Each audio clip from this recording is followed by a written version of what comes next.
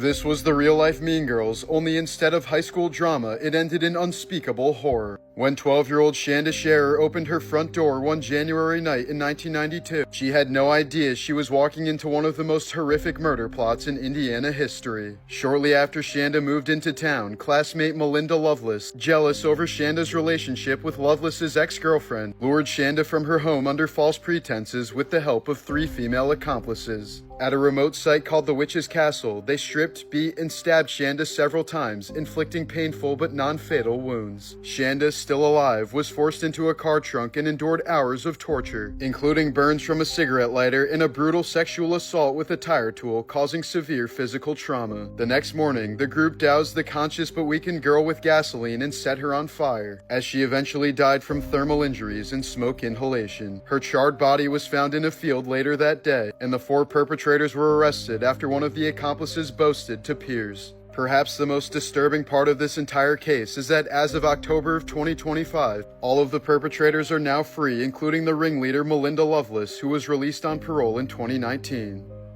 They reported her missing, but they already knew exactly where she was, sealed in a plastic bin and left to rot for nearly a year. 12-year-old Mimi Torres Garcia slowly wasted away inside her own Connecticut home, starved, zip-tied, and forced to live in the corner on pee pads like an animal. After her mother withdrew her from school and claimed she was homeschooling, Mimi vanished from the outside world as the adults in her house allegedly tortured her for months. Her aunt even took a photo of Mimi tied up and admitted that she knew the girl was going to die. When Mimi finally succumbed to the torture sometime in late 2024, they didn't call for help. They instead hid her corpse in the basement for months, then stuffed her body into a sealed plastic container and moved it with them to another house. The mother's boyfriend allegedly dumped the container behind an abandoned property, and it sat there for nearly a month until a passerby reported the smell. When police opened it, they found the decomposed remains of a little girl who had once been full of life. As of now, all 3 adults, Mimi's mother, her aunt, and the mother's boyfriend, have been arrested and charged with murder and abuse of a corpse.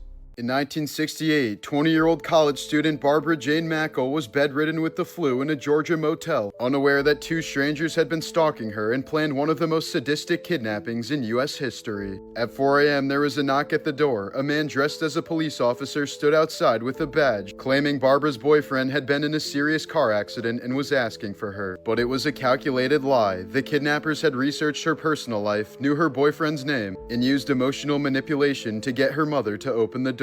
The second they stepped inside, the disguise dropped. The man pulled a gun. His female accomplice used chloroform on her mother, and Barbara was tackled to the ground. As they tied her up and dragged her away, they said that if she screamed or fought back, they would kill her boyfriend. Sick, terrified, and believing her silence was the only way to protect him, Barbara didn't resist as they shoved her into a car and drove deep into the woods. There, the kidnappers revealed something even more twisted. They had built a custom coffin for Barbara, just 6 feet long, 2 feet wide, and 3 feet high, equipped with a dim light, a fan, and water laced with sedatives to keep her weak and compliant. Before sealing the lid, they snapped a Polaroid of her trapped inside, holding a sign that said kidnapped, then buried her alive under the dirt. Alone with the flu in total darkness, Barbara could barely move as the fan buzzed weakly. Insects crawled across her skin, and she prayed that the air wouldn't run out. The kidnappers then contacted her father, Robert F. Mackle, a millionaire real estate tycoon, and demanded $500,000 in cash, one of the largest ransom demands in U.S. history. Despite FBI warnings, her father personally paid the ransom, driving the money himself while federal agents hid in his trunk. But after they took the cash, the kidnappers ran off without revealing where she was buried, leaving the FBI racing to locate a hidden grave in miles of forest while Barbara was slowly suffocating underground. For 83 agonizing hours, she lay buried alive, hallucinating from fear and sedatives. At one point, rainwater began leaking into the coffin and she was prepared to drown. When the FBI finally captured the kidnapper and forced him to talk, agents dug frantically through the dirt until they heard faint knocking from below. They ripped the lid open, and a trembling, dirt-covered Barbara whispered, "You're the most beautiful sight I've ever seen." Her kidnapper, Gary Christ, was sentenced to life but paroled after just 10 years, became a doctor, and was later arrested again for smuggling drugs. This was the moment a 23-year-old woman was brutally murdered after boarding a train in Charlotte. In August of 2025, 23-year-old Irina Zarutska, a Ukrainian refugee who had fled the war for safety in Charlotte, boarded the city's Blue Line train. She took a seat in front of 34-year-old DeCarlos Brown Jr., a homeless man with schizophrenia and a long rap sheet of more than a dozen arrests. Minutes later, Brown suddenly snapped. Surveillance footage shows him calmly flipping open a pocket knife before lunging forward and stabbing the woman repeatedly in the throat. As she collapsed, the footage captured Brown strolling through the train with the knife still open, blood dripping onto the floor while horrified passengers scrambled to help her, but she died in her seats within moments. Brown exited at the next stop and was arrested soon afterwards. Shockingly, despite his long history of violence and a recent judge-ordered mental health evaluation that was never carried out, he was free that night, sparking national outrage over a system that ignored his mental health until it was too late.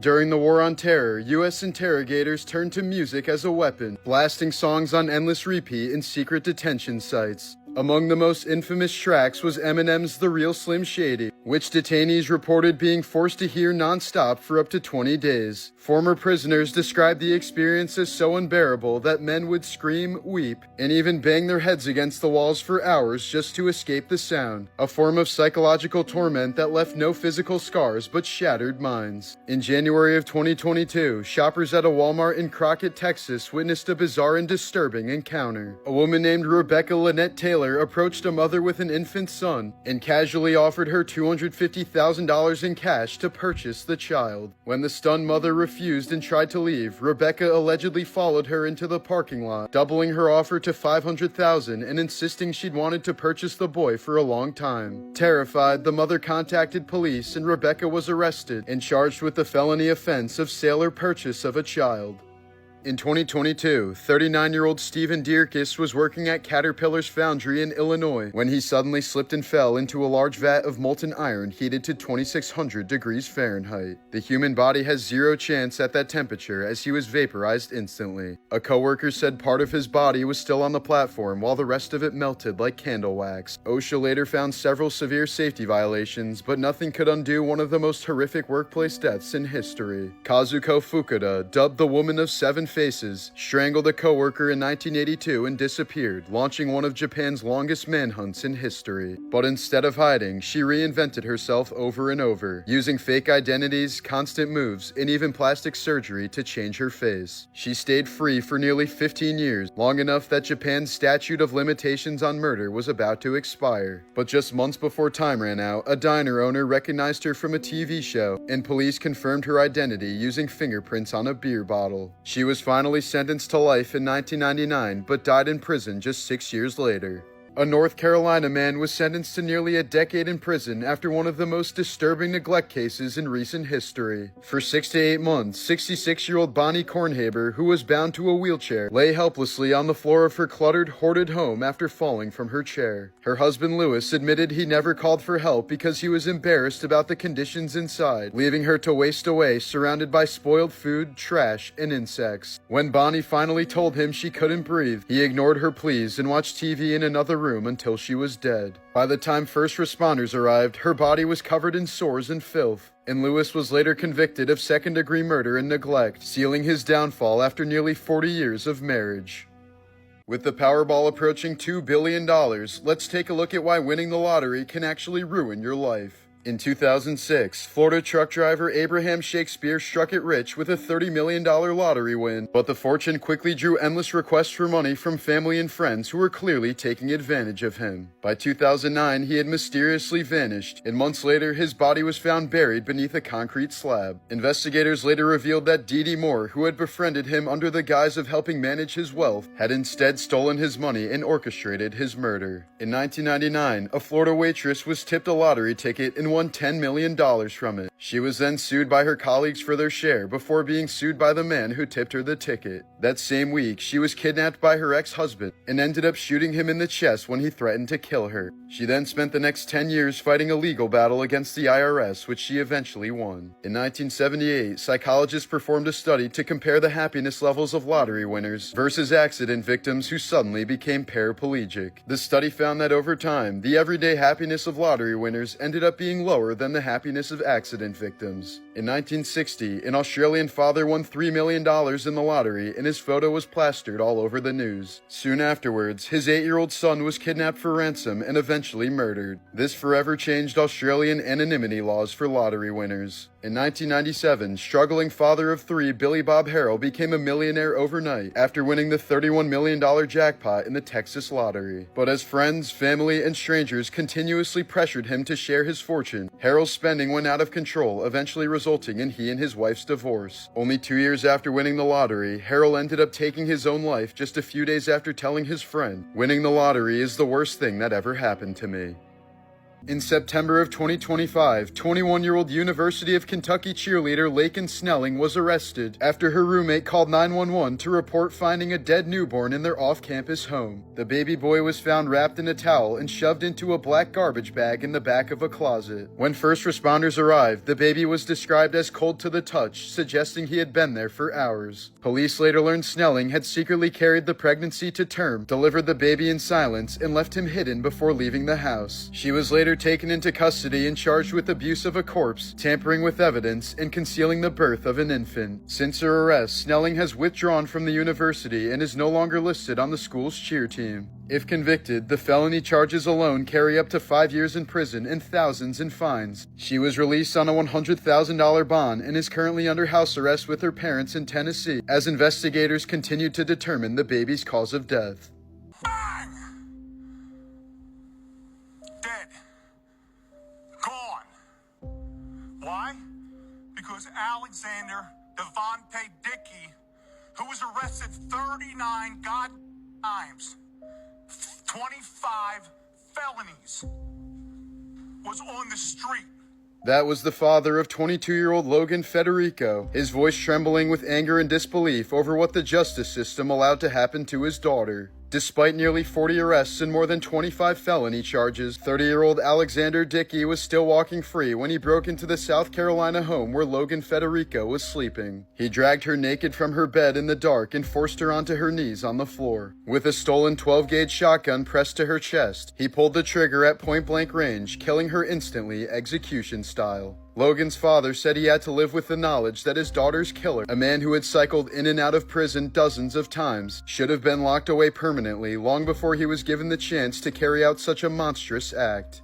This might be the most awful case I've ever covered, especially since it happened just 30 minutes from where I live. In July of 2007, the quiet town of Cheshire, Connecticut was rocked by one of the most disturbing home invasions in U.S. history, when two men followed Jennifer Hawk Pettit and her 11-year-old daughter Michaela home from the grocery store and returned that night to break into the family's house. Dr. William Pettit was savagely beaten with a baseball bat and tied up in the basement, while Jennifer and her daughters Michaela and 17-year-old Haley were bound upstairs and held captive for hours while the intruders roamed freely throughout the home. At dawn, Jennifer was forced to withdraw $15,000 from a bank, quietly alerting a teller that her family was being held hostage, but police who surrounded the home decided to wait rather than storm the house. Inside, the terror escalated. Jennifer was killed, Michaela was left tied to her bed after being subject to unthinkable abuse, and gasoline was poured throughout the home, on the floors, on furniture, and even on the girls themselves before the intruders set the house on fire. Jennifer's body was discovered on the first floor, while Haley and Michaela, still bound, died of smoke inhalation as flames consumed their rooms. Against all odds, William managed to escape barefoot and bloodied through the basement, crawling to a neighbor's yard as the only survivor of the family. The two attackers crashed the family's SUV while fleeing and were arrested immediately, later sentenced to death for one of the most infamous crimes in Connecticut history. Sentences eventually reduced to life after the state abolished capital punishment. Adding to the horror, one of the killers later tried to deflect blame by calling William a coward and suggesting his failure to act was the real reason why his wife and daughters died.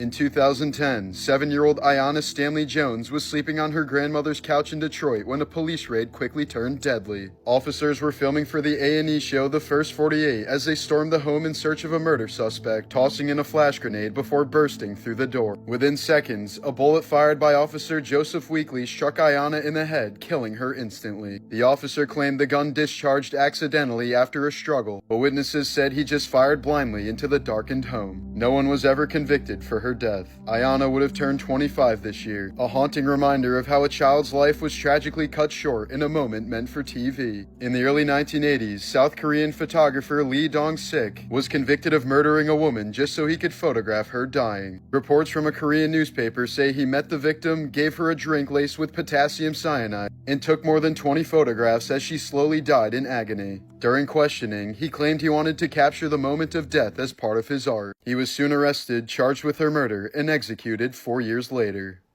In 1996, Robert Downey Jr.'s drug addiction spiraled into one of Hollywood's most infamous meltdowns. After a cocaine binge, he wandered into a neighbor's home completely naked, believing it was his own house, and fell asleep in a child's bed. The family found him passed out the next morning and called police. It became the defining moment of his downfall before his miraculous comeback as Iron Man years later. In 2007, an elderly man charmed staff members at a Belgian bank by bringing them chocolates and posing as a wealthy investor. After months of building trust, he was given VIP access to the Diamond Vault, then vanished with $28 million in diamonds. Investigators later found his identity was fake, and neither he nor the jewels were ever seen again. In 2013, a California woman named Etta Lopez waited outside a county jail for hours just so she could slap a deputy in the face and get arrested. When officers asked her why she did it, she calmly admitted that she wanted to go to jail to quit smoking, since she knew tobacco wasn't allowed behind bars. Her plan worked. She was immediately arrested, charged with battery of an officer, and sentenced to 63 days in jail, all to kick her nicotine addiction the hard way.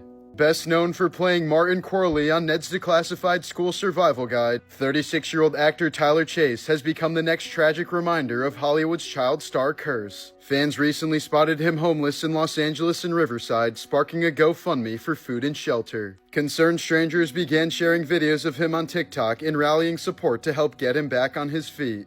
Hello, my name is Tyler Chase, and I'm here on a Christian movement for acting. But Tyler's own mother has since urged people not to donate, insisting that the man needs medical treatment, not money, explaining that he can't manage finances or even his medications on his own, and giving him money may only worsen his situation. The ashes you get after cremating a body aren't really ashes at all. During the burn, soft tissues and organs completely vaporize into gas, and any true ash is swept away through the chamber's exhaust. What's left are small bone fragments, which are then ground up in a machine called a cremulator to create the fine sand-like remains families keep in urns or scatter across Disney World. Despite the ride of steel roller coasters, posted rules and safety manual requiring riders to have 2 legs, Iraq War veteran Sergeant James Hackemer, who had lost both legs in combat, was still allowed to board the ride at Six Flags Darien Lake in 2011. Midway through the ride, he was violently ejected from his seat and killed instantly. A shocking medical scandal is unfolding in Austria, where a neurosurgeon is facing criminal charges for allegedly letting her 12-year-old daughter drill a hole into a patient's skull during emergency brain surgery. The unconscious patient had suffered traumatic head injuries and needed a burr hole to relieve pressure, yet prosecutors say the surgeon handed the drill to her daughter and let her perform the procedure herself, despite the child having zero medical training. The girl never should have been inside the operating room in the first place, as strict hospital protocol forbids minors or unauthorized personnel from being present during sterile surgeries, let alone touching the equipment, let alone drilling into patients' skulls. The patient was never informed a child would be involved, and only discovered the truth months later after an anonymous tip led to an investigation. The hospital immediately fired the surgeons involved, and the lead doctor is now on trial for causing bodily harm and abusing her position. Although the patient survived, he reportedly still suffers long-term effects, and the court called the doctor's decision a catastrophic breach of trust and professionalism. There's a surgery so incredibly bizarre that's called tooth and eye surgery, known medically as osteoodontokeratoprosthesis. It's a last resort operation for people with severe corneal blindness. Surgeons remove one of the patient's canine teeth, root and jawbone included, hollow it out, and fit it with a tiny plastic lens. The bizarre implant is first stitched underneath the skin of the cheek for months, where it swells, fuses with flesh, and even grows its own blood supply before it's transplanted into the blind eye. Surgeons describe the moment of implantation as one of the most surreal in medicine, sliding a blood-soaked tooth back out of the cheek and into the empty cornea. The body is far less likely to eject the implant if it's made from the patient's own living tissue, making a tooth the ideal durable anchor. The result is an unsettling image, a tooth visibly embedded in the white of the eye with the lens peeking through like a peephole, but it's restored vision to people thought to be permanently blind, sometimes after decades in darkness. This was the horrifying moment when Jane Goodall uncovered the savage truth behind chimpanzees. In the 1970s, Goodall and her team witnessed a shocking 4-year conflict known today as the Gombe Chimpanzee War. A single chimp community in Tanzania split into 2 rival factions, and the carnage that followed shattered the long-held belief that chimps were peaceful creatures. The war started when 6 males ambushed a lone rival and tore him to shreds, and over the next few years, the stronger group carried out coordinated raids in which every male of the weaker side was hunted down and killed in brutal fashion. Females were beaten, kidnapped, and often murdered until the losing community was completely wiped out. For Goodall, who had once described her chimps as gentle and idyllic, the violence was devastating. She admitted to having constant nightmares about the carnage and about watching individuals she had known since infancy transform into cold-blooded killers. The scientific world was equally shaken. The war revealed that chimpanzees, like humans, are capable not only of affection and cooperation, but also of organized warfare, murder, and ruthless extermination.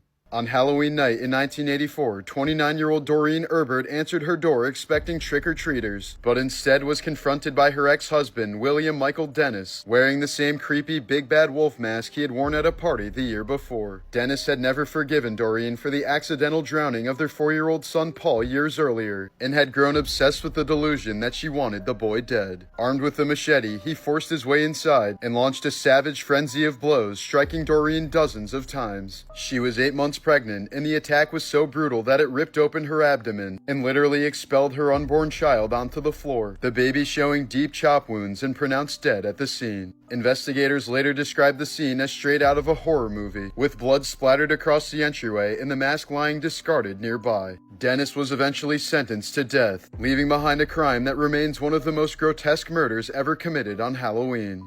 He didn't want to die alone, so in 2003, 56-year-old Kim Dae-han did the unthinkable. After suffering a stroke and sinking into despair, he carried containers of flammable liquid onto a crowded South Korean subway train and lit them on fire. Within minutes, the underground station was an inferno, one train engulfed in flames, another trapped behind sealed doors as the smoke choked hundreds of passengers. By the time rescuers gained control, 192 passengers were dead, and hundreds more were injured in South Korea's worst disaster in peacetime history. Kim, badly burned but alive, ended up fleeing the scene, only to be captured, sentenced to life, and die alone in prison the following year.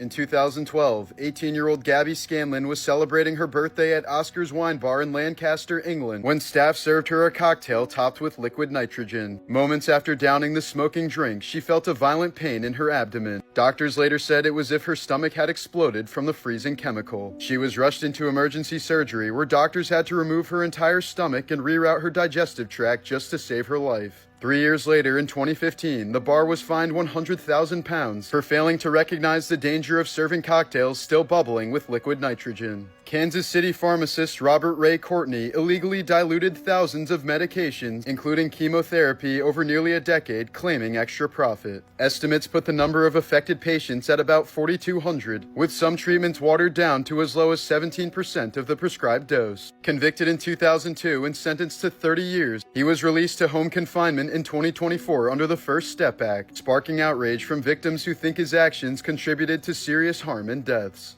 In 2005, Florida retirees Reggie and Carol Sumner thought they had found peace in their Jacksonville home, but instead, they fell victim to one of the most sadistic crimes imaginable. Lured by Tiffany Cole, a woman they once treated like family, the couple was ambushed by her and 3 accomplices, who bound, gagged, and stuffed them into the trunk of their own car. They were driven across state lines to a remote patch of Georgia woods where a grave had already been dug for them. Still alive, terrified, and gasping for air, the Sumners were thrown into the hole and buried alive beneath the dirt, left to slowly suffocate as the killers laughed about the money they were about to steal. The reason for this unimaginable cruelty was shockingly small: to steal from the couple's life savings of less than $100,000. All 4 were quickly caught and convicted, with Tiffany later being sentenced to death.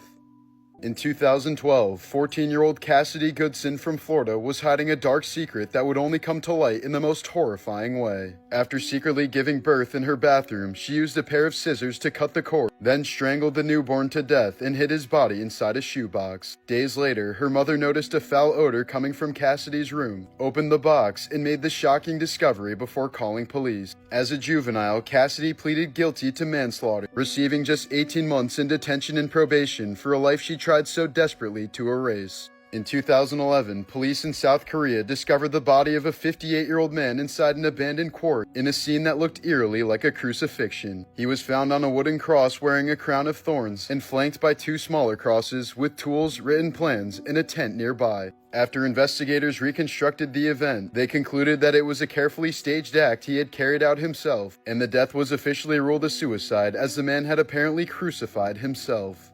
Michael J. Fox was at the peak of his career when his life quietly turned into a tragedy. While filming Doc Hollywood at just 29 years old, he was diagnosed with early onset Parkinson's disease, something doctors typically only see in elderly patients. He was so young that he thought the diagnosis had to be a mistake, but when specialists confirmed it, he went home, stared at the wall, and quickly fell into a deep depression, drinking heavily and hiding the truth from everyone for years, even his castmates. As the disease slowly destroyed his body, the world had no idea that while he was smiling and cracking jokes on the sitcom Spin City, his hand was shaking uncontrollably off camera. Directors had to constantly hide his symptoms by forcing him to sit during scenes or hold props with both hands. But Parkinson's didn't just steal his movement, it came with a threat of dementia, hallucination, and total loss of independence, a slow countdown he could do nothing to stop. Fox has since shattered bones from violent falls, undergone risky spinal surgery, and admitted that every day he wakes up with less control than the day before. A once energetic Back to the Future star has spent over 30 years watching himself fade in slow motion, and he said the moment he was diagnosed, "I felt my future get sucked out of the room." But instead of giving up, Michael turned his pain into purpose, founding the Michael J. Fox Foundation, which has now raised over $2 billion for Parkinson's research, making it the largest nonprofit funder of the disease in history by far. Despite losing control of his body, Fox might be the reason millions of others one day get theirs back. In 2003, wrestling legend The Iron Sheik sat in a courtroom watching the man who had murdered his beloved daughter, Marissa. Hidden inside his mouth was a razor blade. His plan was to leap across the aisle and slit the killer's throat in front of a packed courtroom. But at the last moment, his family physically surrounded him, begging him not to throw his own life away, and he broke down in their arms. The killer was sentenced to life in prison, and in the years afterward, Sheik put down the drugs and worked hard to rebuild his life as a tribute to his daughter. On his grave in Stratford-upon-Avon, William Shakespeare left a chilling warning. "Blessed be the man who spares these stones, and cursed be he that moves my bones." Yet in 2016, ground-penetrating radar revealed a disturbing truth. The head of his grave showed signs of tampering, with a mysterious brick repair where his skull should be. The discovery gave new credence to a long-dismissed urban legend that grave robbers stole Shakespeare's skull in the late 1700s.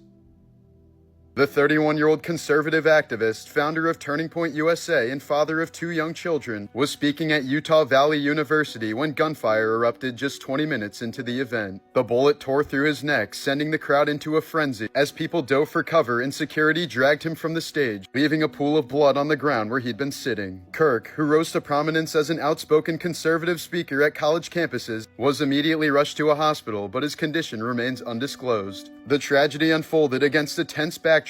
Over 14,000 students and faculty had signed a petition demanding that the university cancel his appearance, citing his controversial rhetoric. Instead, he arrived under the banner of his American Comeback Tour, only for the event to end in violence. Authorities confirmed that an older man was arrested, with reports suggesting the shot came from a rooftop 200 yards away. Police immediately locked down the campus as the FBI joined the investigation, while political leaders from Donald Trump to Utah senators issued prayers in outrage. As of now, Charlie's death has not been confirmed, but given the severity of his injuries, the outlook is quite grim. Patrice O'Neal was a renowned stand-up comedian known for his sharp, unfiltered style on stage and appearances on Chappelle's Show, Opie and Anthony, and the Comedy Central roasts. He first discovered he had diabetes after a girlfriend told him his urine tasted like birthday cake, prompting him to get tested. The disease slowly wore him down over the years until in October of 2011, he suffered a massive stroke. Just a month later, at 41 years old, he died from complications, with his final television appearance being the roast of Charlie Sheen.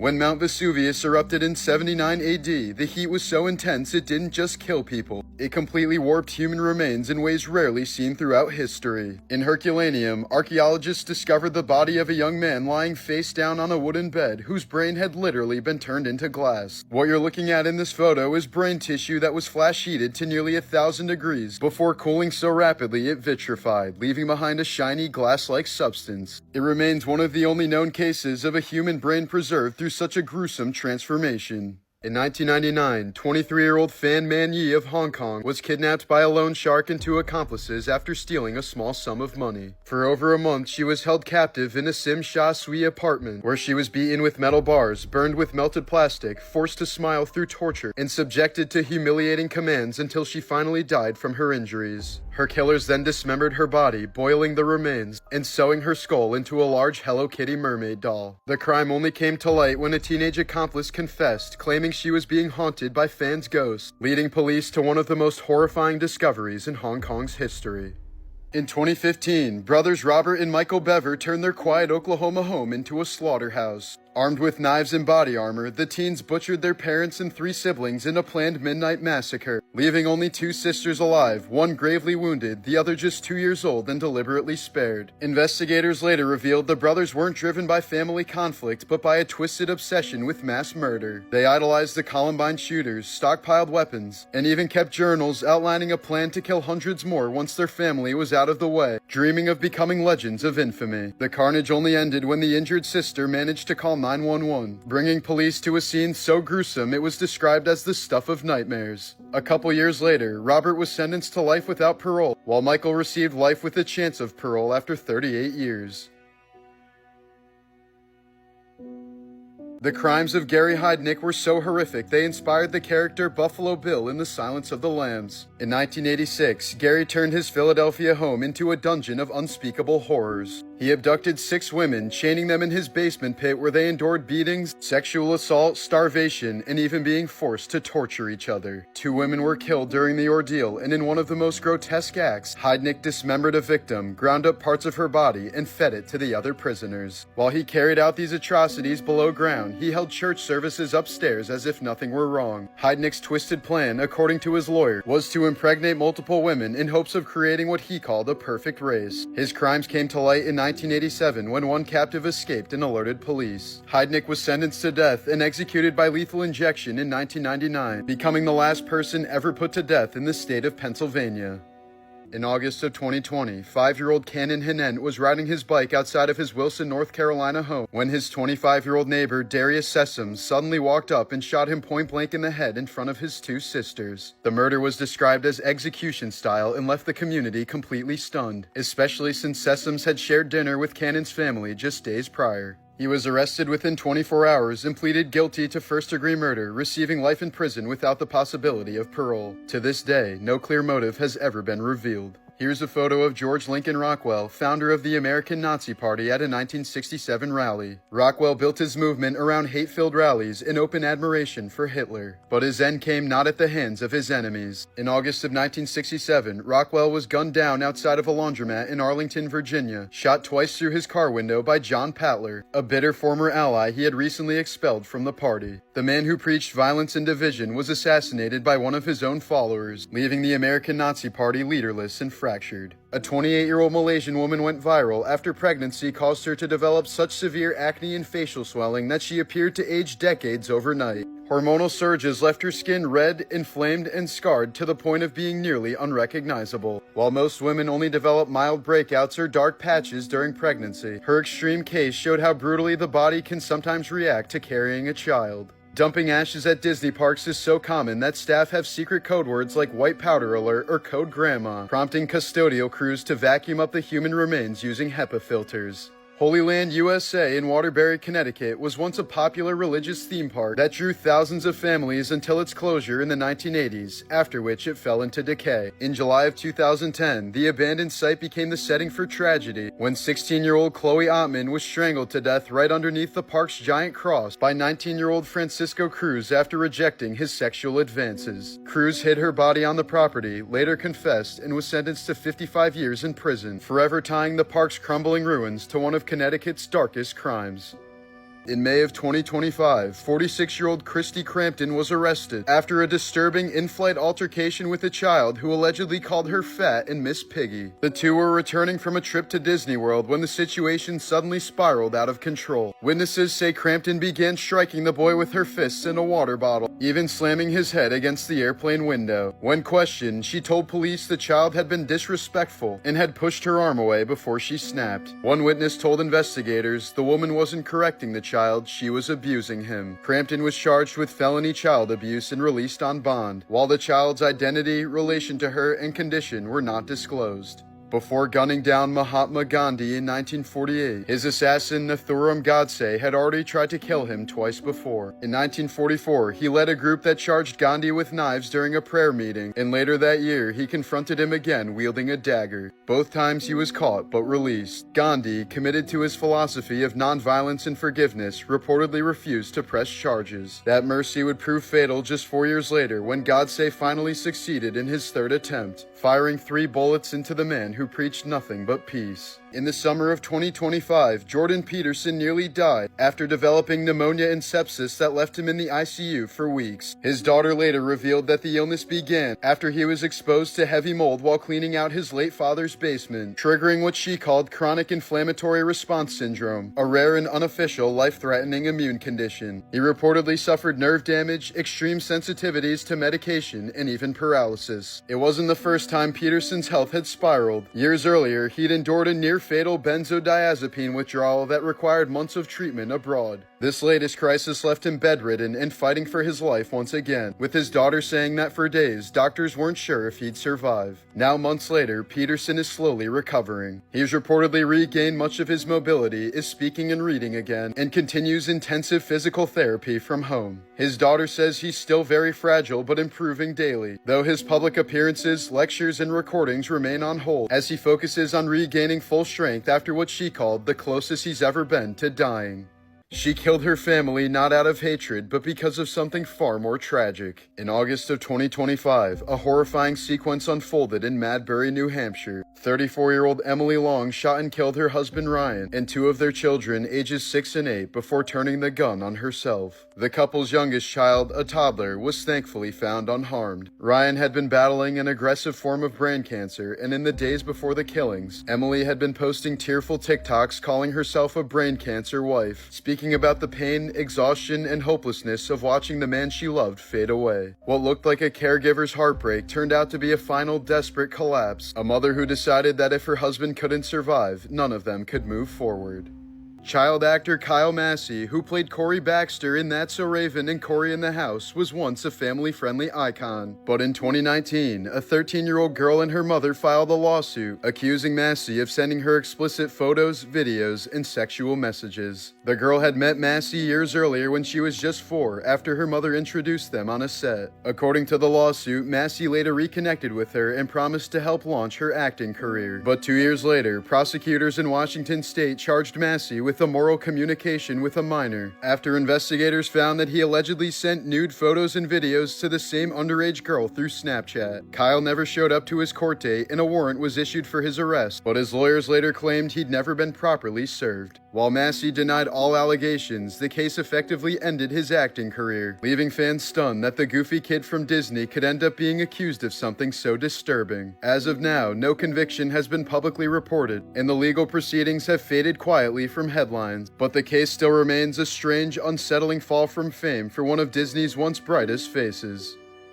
MF Doom, the masked supervillain of hip-hop, died in a way just as mysterious as the persona he created. On Halloween Day in 2020, he passed away at 49, but his death was kept completely secret for 62 days. For 2 months, fans continued listening to his music and waiting for new projects, unaware that he was already gone. Then on New Year's Eve, his wife quietly announced his passing, but gave no cause of death or any further details. To this day, the circumstances remain undisclosed, sparking endless speculation. It felt strangely fitting. Doom built his entire identity around mystery and anonymity, sometimes even sending imposters to perform in his place. In the end, he died on Halloween, vanished in silence, and left behind one final mystery. In 1929, 6-year-old Carl Newton Mahan became the youngest person in American history to be charged with murder, then sat in a courtroom playing with a doll. The Kentucky boy had gotten into a fight with an 8-year-old named Cecil Van Hoos over a piece of scrap metal. Cecil reportedly slapped him, so Carl ran home, grabbed his father's shotgun, and blasted the older boy, killing him instantly. Because of the shocking nature of the crime, Carl was actually put on trial for murder, sitting in the courtroom so young that they had to give him toys to keep him calm. The jury found him guilty of manslaughter and sentenced him to 15 years in reform school, but the conviction was quickly overturned due to public outrage. David Parker Ray wasn't just a serial killer. He did things to women so horrific that the FBI agents who investigated him needed therapy. In Elephant Butte, New Mexico, he constructed a custom soundproof trailer he called the Toy Box, filled with whips, chains, saws, medical equipment, video cameras, and even a mechanical torture device he built himself. When victims woke up strapped to a gynecologist table, he played a 20-minute audio tape calmly explaining how he was going to rape, torture, and break them over the next several days. Hello there, bitch. Are you comfortable right now? I doubt it. Wrists and ankles chained, gagged, probably blindfolded. You are disoriented and scared too, I would imagine. Perfectly normal under the circumstances. Now, you are obviously here against your will. Totally helpless. Don't know where you're at. Don't know what's going to happen to you. You're very scared or very pissed off. I'm sure that you've already tried to get your wrists and ankles loose. No, you can't. Now you're just waiting to see what's going to happen next. You probably think you're going to be raped, and you're sure right about that. Ray's girlfriend and even his own daughter helped him kidnap women, and after days of torture, he would drug them with amnesia-inducing sedatives and dump them in the desert so disoriented they couldn't report what happened. Investigators later found journals detailing 40 years of abuse and believe he murdered up to 60 women, but not a single body has ever been found. Ray was only caught in 1999 when a victim escaped naked with a metal dog collar still around her neck, leading police to the Toy Box, a torture chamber so sadistic that FBI agents who entered it required extensive therapy. But despite the unimaginable horror, Ray was never convicted of murder, dying of a heart attack in 2002 and taking his most awful secrets to his grave. In April of 2023, 20-year-old Kaylin Gillis was riding with friends through rural upstate New York when their GPS led them into the wrong driveway. Realizing their mistake, they immediately began turning around to leave, but homeowner Kevin Monahan quickly emerged with a shotgun. Without a word, he fired 2 blasts into the vehicle as it rolled away, one round striking Kaylin in the neck. Her friends frantically drove miles searching for cell service, but by the time they reached any help, she was dead. At trial, prosecutors described how Monahan showed no remorse, even claiming he had done nothing wrong. The next year, a jury convicted him of second-degree murder and he was sentenced to 25 years to life, leaving Kaylin's family haunted by the fact that a single wrong turn ended in their daughter's execution-style death. In March of 2023, Peruvian police discovered an 800-year-old mummy hidden in a food delivery bag. Its keeper, 26-year-old Julio Cesar Bermejo, claimed the remains were his spiritual girlfriend named Juanita and that she'd been in his family for generations. But experts revealed the preserved body was actually a man who died around age 45. The mummy was seized by Peru's Ministry of Culture for protection, while Bermejo was detained as authorities investigated how he came to treat a centuries-old corpse as his lover.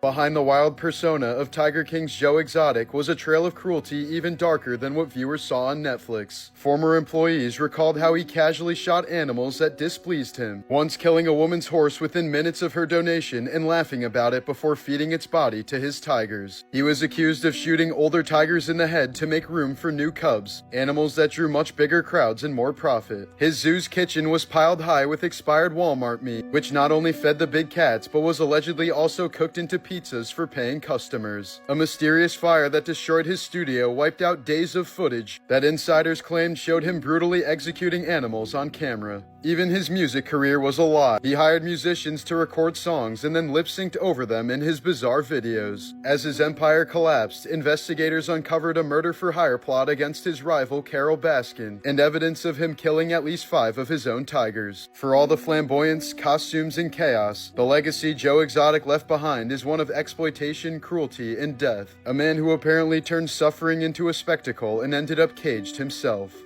Rampage Jackson has said that his son Raja was never the same after his mother was murdered, a little-known tragedy in their family history. The details of her death aren't publicly known, but this revelation resurfaced after Raja's violent outbursts at the Knox Pro Wrestling event, where he struck wrestler Psycho Stu with more than 20 unanswered blows, leaving the man critically injured.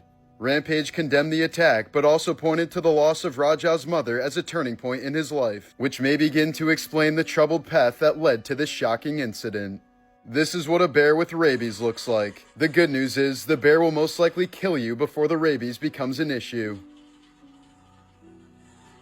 In 2012, two young sisters from Tacoma, Washington suffered such severe sunburns during a school field day that they had to be rushed to the hospital. Shockingly, the burns could have easily been prevented, but the girls weren't allowed to use sunscreen because school policy required a doctor's note, treating it like a controlled drug. The incident caused outrage, and years later, Washington finally passed a law allowing students to carry sunscreen at school without medical permission.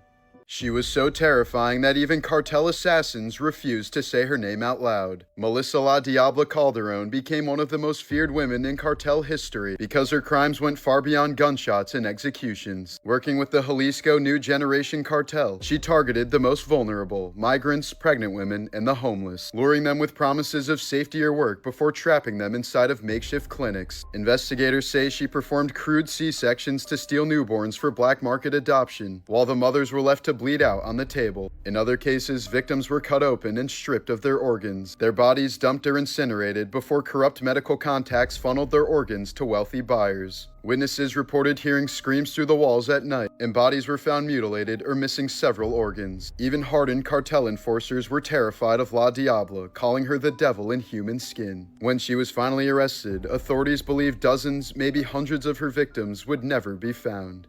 When he was only 10 years old, Charlie Sheen traveled with his father to the Philippines for the filming of Apocalypse Now. There he witnessed a real water buffalo being decapitated by a machete in a ritual sacrifice, a moment filmed for the movie. Sheen later said the image stayed burned into his memory and was one of the most brutal things he had ever witnessed. At the peak of his fame, Charlie was burning through drugs at such an insane pace that he admitted he had a different reality. At one point, the actor was spending nearly $2,000 a day on cocaine and once admitted to smoking enough crack to fill a swimming pool. His binges spiraled into weeks-long parties filled with drugs and sex, where he bragged about sleeping with both men and women while high. It was during this reckless era that he contracted HIV, a diagnosis he kept secret for years as rumors about his health exploded. When Sheen finally revealed his HIV diagnosis in 2015, the confession was both shocking and life-saving. Doctors gave him credit for prompting a 95% increase in HIV testing kits, likely saving thousands of lives.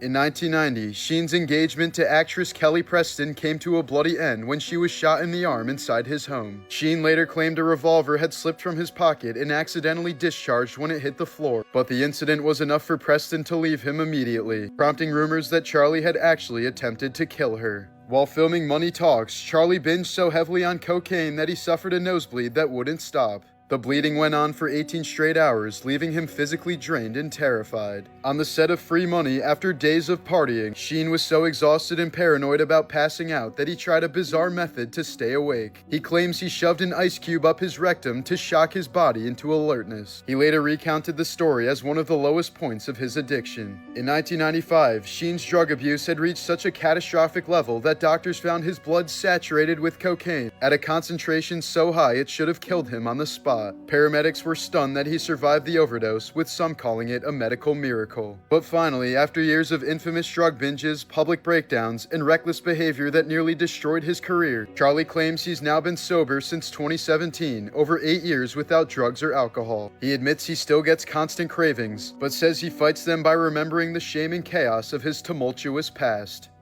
Kyle Marissa Roth blew up on TikTok for fearlessly exposing celebrity scandals using follower-submitted blind items. Despite her bold personality online, she was quietly battling serious health issues behind the scenes, reportedly suffering from chronic pain and illness that she never fully shared with her audience. But instead of letting it break her, she used it as fuel. Roth said that seeing other chronically ill people push through their struggles inspired her to keep making content. However, in April of 2024, she was suddenly found dead at just 36 years old, leaving millions of followers stunned and searching for answers. Even stranger, just days before she died, Roth had posted videos saying she was going through something but would explain soon. Her cause of death still hasn't publicly been released, but her family has asked for privacy and insisted that she was deeply loved. The woman who spent her life revealing secrets left the world with one of her own, but fans remember her not just for the drama she uncovered, but also for her humor, bravery, and the way she made people feel seen and entertained during their darkest days. This is Kalpana, a 13-year-old domestic worker in Bangladesh who was rescued after enduring unthinkable abuse at the hands of her employers. For months, she was beaten, burned, and even had several teeth forcibly pulled out, leaving her body covered in scars. Her case only came to light when a doctor noticed her injuries and contacted a journalist, who then notified police. The first photo shows her immediately after being rescued, still traumatized and scarred, while the second captures her later in recovery upon finding her smile again. In 2023, 38-year-old Christina Murray from Savannah, Georgia underwent IVF hoping to finally become a mother, only to face one of the most devastating mix-ups in IVF history. After giving birth in December, she was stunned when her newborn son's features didn't match the white sperm donor she had chosen. A DNA test later revealed the unthinkable. The embryo wasn't hers at all. For 5 months, she breastfed, nurtured, and bonded with the baby until a court ruled she had to surrender him to his biological parents. Now separated from the child she carried and cared for, Murray is suing the clinic responsible, describing the ordeal as a nightmare that robbed her both of her dream of motherhood and the son she thought was hers. This haunting photo shows an early radiation therapy session from the 1930s, when doctors used x-rays to burn away skin diseases or tumors with terrifyingly primitive equipment. The patient's head was clamped perfectly still so doctors could fire high-dose radiation at specific areas of the face. Because the dangers of radiation were barely understood, patients often suffered brutal side effects: severe burns, scarring, hair loss, blindness, and even cancer years later. In some cases, radiation was even used to treat acne or blemishes, causing far more damage than the condition itself. In May of 1973, a man walked into a bank in Ontario with a rifle and a bomb wired inside his own mouth. The device was connected to a dead man's switch, meaning if he released the pressure or was killed, it would immediately explode. He calmly took hostages and demanded money, claiming there was another larger bomb hidden inside the bank. When he tried to leave the building with a bag of cash, police snipers opened fire. The moment he was hit, the switch released, detonating the bomb in his mouth and blowing up his head and upper body in front of everyone. Investigators later found a second device inside the bank containing 200 sticks of dynamite that could have wiped out the entire building, but it was luckily defused. The man carried several fake IDs and was so badly mutilated that he's never been identified. Tiny Tim became an overnight sensation in the late 1960s with his falsetto rendition of Tiptoe Through the Tulips, but his fame faded almost as quickly as it arrived. Financial problems forced him to continue performing despite suffering from severe heart disease. In September of 1996, he suffered a heart attack after a concert but ignored doctors' warnings to stop performing. Just 2 months later, he collapsed on stage during another performance, suffered another massive heart attack, and died the following day.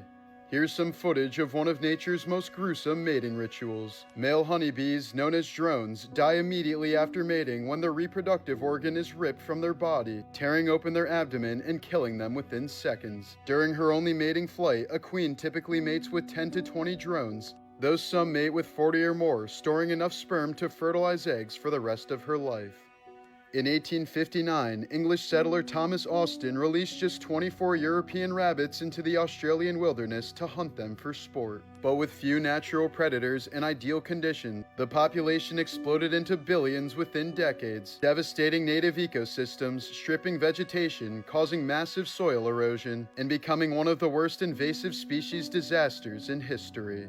This was the tragic moment when just a single pitch pushed an MLB player to suicide. On October 12, 1986, Angels relief pitcher Donnie Moore was just one strike away from sending his team to the World Series when he gave up a devastating home run to Boston's Dave Henderson in Game 5 of the ALCS. The Angels went on to lose the game, the series, and fans never forgave him. Even though the loss wasn't entirely his fault, Moore became the public scapegoat. He was relentlessly booed, received hate mail and death threats, and was blamed for cursing the team. The moments single-handedly destroyed his career in mental health. He spiraled into depression, injuries, alcoholism, and financial stress. For years, he lived with the unbearable guilt of that one pitch, famously saying, "I relive it every day." In July of 1989, consumed with anger and despair, he shot his wife during an argument, then turned the gun on himself in front of one of their children. His wife survived, but Moore died at just 35 years old. One of the most tragic examples of how a single moment in sports can lead to a real-life nightmare. For millions of children in the 1990s, Barney the dinosaur embodied love and innocence. But the man inside the costume, David Joyner, went down a radically different path after leaving the show. Joyner reinvented himself as a tantric sex therapist, charging clients $350 for 3 to 4 hour energy sessions that involved ritual baths, meditation, and full sexual contact. He openly admitted that helping women reach orgasm was part of his practice, describing it as a way to release blocked energy. In interviews, Joyner even gave credit to his years as Barney for preparing him for this role, saying the same ability to project love in a purple dinosaur suit helped him guide clients through intimate spiritual healing. Mike Tyson has openly admitted that he often had sex shortly before his fights, sometimes immediately before stepping into the ring. He explained he would bang groupies in the bathrooms and locker rooms to calm him down and apparently prevent him from murdering his opponent during the fight. At the 2004 Athens Olympics, organizers handed out 130,000 free condoms to athletes, but the supply ran out within days, forcing a rush order of 20,000 more. That record was shattered in Rio 2016, where a staggering 450,000 condoms were distributed within just 2 weeks, cementing the Olympic Games' reputation as the world's biggest orgy. Here's a photo of an archaeologist cradling the cast of a young child who died instantly in the Pompeii eruption in 79 AD. The plaster casts of Pompeii's victims were created from empty voids in hardened ash, molds where human bodies once lay. Archaeologists filled them with plaster, revealing faces twisted in terror, immortalized in volcanic stone. A 3rd century BC Roman mosaic shows a skeleton reclining next to bread and wine, raising a cup with the words, "Be cheerful, enjoy life." In 2023, a 2,700-year-old 18-ton Assyrian statue was unearthed in Iraq, its massive form depicting a god whose worshippers died off millennia ago. It had waited underground since long before the birth of Jesus Christ. This portrait of an unidentified Egyptian man was laid over his mummified body nearly 2,000 years ago during the Roman period in Egypt. Painted on linden wood using colored wax, it was meant to preserve his likeness for eternity. Hidden for centuries beneath Italian forests, a massive Etruscan pyramid altar was rediscovered in the 1990s. Carved directly into rock 2,600 years ago, it may have once run red with the blood of ritual offerings to forgotten gods. Carved from mammoth ivory 33,000 years ago, this tiny bird from a prehistoric cave in Germany is the oldest known depiction of a creature. As far as we know, the artist who made it never lived to see a wheel, a written word, or the dawn of recorded history. Julie Andrews had one of the most iconic voices in Hollywood history, but one botched surgery destroyed it forever. Known for Mary Poppins and The Sound of Music, her flawless 4-octane soprano was considered untouchable. But in 1997, a simple procedure to remove harmless nodules went horribly wrong. Surgeons permanently mutilated her vocal cords, leaving her in agonizing pain just to speak. Andrews later sued the hospital and won, but no lawsuit could undo the damage, as the world's most beloved singing voice was silenced forever. This NASA scientist helped land humans on the moon, but his rockets were first built with slave labor in Nazi death camps. Werner von Braun, the celebrated architect of the Apollo missions, once ran the V-2 rocket program for Adolf Hitler. The rockets were manufactured using prisoners from the Dora Mittelbau concentration camp, who were typically starved, beaten, and worked until they died. Conditions were so brutal that over 20,000 prisoners were killed while making the rockets, far more than the rockets ever killed in combat. But after the war, von Braun wasn't punished. Instead, the US secretly brought him to America under Operation Paperclip, erased most of his Nazi past, and turned him into a national hero. This 2,000-year-old mummy shows astonishing precision in the linen wrapping around its head, layered so neatly it looks machine-woven rather than done by hand. The unique artifact is the only mummy housed in the Louvre Museum, offering an incredible glimpse into how carefully the ancient Egyptians prepared their dead for eternity. When this Roman mosaic was unearthed in modern-day Turkey, archaeologists realized it had survived an earthquake without cracking, the waves of stone still perfectly frozen in the moment the earth vibrated beneath it. The horse-drawn omnibus of the 1890s was once the most reliable form of transport in city streets. Crowded with strangers and pulled by exhausted animals, it clattered over cobblestones long before the first car horn ever sounded. Czech photographer Miroslav Tichy built his cameras out of trash, cardboard tubes, tin cans, and bits of string. The crude lenses produced blurry, distorted images that looked damaged or decayed, yet he embraced the flaws. Between the 60s and 80s, he took thousands of photos of women in his hometown, turning obsession, imperfection, and voyeurism into an unsettling form of art. Sweden once let the public crawl inside the world's only taxidermied blue whale, a 19th century relic preserved at the Natural History Museum in Gothenburg. Built in 1865, the exhibit was so massive that visitors could walk through its body to view a small museum inside. But in the 1970s, public access was abruptly ended when a couple was reportedly caught having intercourse inside the whale's belly.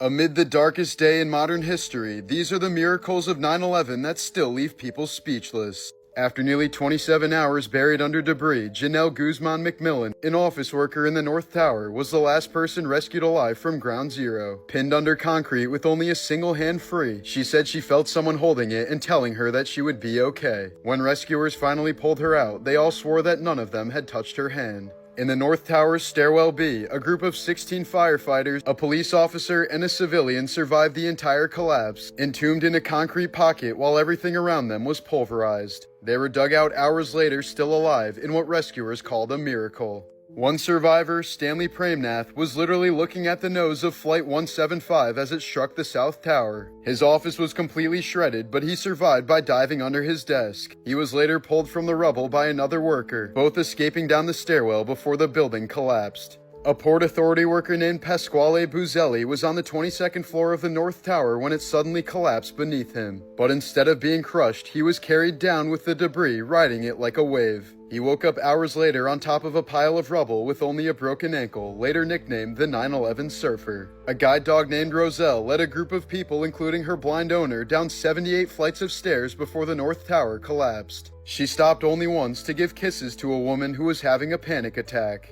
In 2022, two men sued Universal Studios for $5 million after paying $4 to watch the film yesterday, only to find that Ana de Armas, prominently featured in the trailer, had been cut from the film entirely. They claimed it was false advertising, arguing that the studio sold them a lie. A judge briefly agreed that trailers could legally count as commercial speech, but the case was ultimately dismissed. In 2001, a Hooters waitress named Jody Berry won a company contest promising a new Toyota. But when she was blindfolded to receive her prize, her manager handed her a Toyota doll instead. Berry sued for fraud and won, eventually walking away with a real Toyota car. Alan Heckard filed an $832 million lawsuit against Michael Jordan and Nike, claiming he'd suffered years of emotional pain and unwanted attention because people kept mistaking him for the basketball legend. He eventually dropped the case. In 1996, Denise Rossi won $1.3 million in the lottery, then filed for divorce just 11 days later to keep it from her husband. 2 years later, a stray letter exposed her secret. A judge ruled she'd committed fraud by hiding the winnings and ordered a brutal punishment. She had to give her ex-husband every penny of the $1.3 million she tried to run away with. On September 8, 2025, workers at a Hollywood tow yard noticed a foul odor coming from a 2023 Tesla registered to singer David Anthony Burke, aka David, the 20-year-old artist behind viral hits like Romantic Homicide and Feel It. The car had been abandoned in the Hollywood Hills after it was impounded days earlier, but when police opened it around noon, they discovered a decomposed body wrapped in plastic and stuffed into the front trunk. The remains were so badly decayed that identification wasn't possible on the spot, as the LAPD quickly handed the case over to homicide detectives and the county coroner. At the time of the discovery, David was actively on his Withered World Tour, posting on social media and preparing for upcoming shows, making it unclear whether he had any connection to the car's contents. Authorities have not released the victim's identity and emphasized that it's unknown if David himself is involved in the case, which remains an active homicide investigation. Here's some extremely rare footage of a deep-sea serrate octopus drifting across the ocean floor like a ghost. Its body inflates and deflates like a balloon, each pulse a mix of breath and buoyancy. These fragile creatures live miles below the surface, as every confirmed sighting is considered a major scientific event. Recorded in 1899, the little girl and her cat is believed to be the world's first cat video, filmed by British pioneer Arthur Melbourne Cooper. The short clip shows a girl playing with her cat, now colorized and speed corrected. A rare glimpse into how even over a century ago, humans couldn't resist capturing the simple joy of a cat's affection. Here's a clip showing how a laser can easily destroy the camera on your phone. Those lines are irreversible as the sensor is now permanently damaged. Lahaina Noon is a rare solar event where an entire city briefly loses its shadows, making the world look like a video game before it's fully loaded. It happens twice a year in tropical regions like Hawaii when the sun passes directly overhead at a perfect 90-degree angle, so objects, trees, buildings, and people appear eerily flat as if reality itself hasn't fully rendered yet.